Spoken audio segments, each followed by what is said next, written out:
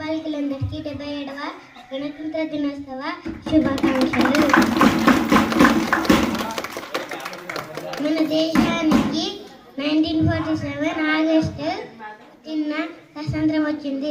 స్వాతంత్రం వచ్చిన తర్వాత మన దేశాన్ని పాలన చేయడానికి డాక్టర్ బిఆర్ అంబేద్కర్ గారి నేతృత్వంలో భారత రాజ్యాంగం 1950 జనవరి 26న అమలులోకి వచ్చింది.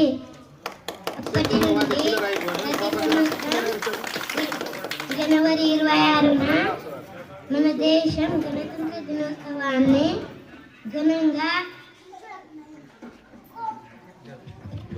జరుపుకుంటుంది. మన రాజ్యాంగం మనకు సమానత్వం, స్వేచ్ఛ మరియు న్యాయాన్ని అందిస్తుంది.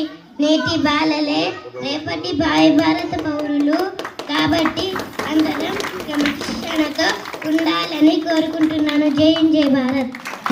థ్యాంక్ యూ సో మచ్ అమ్మా. God bless you.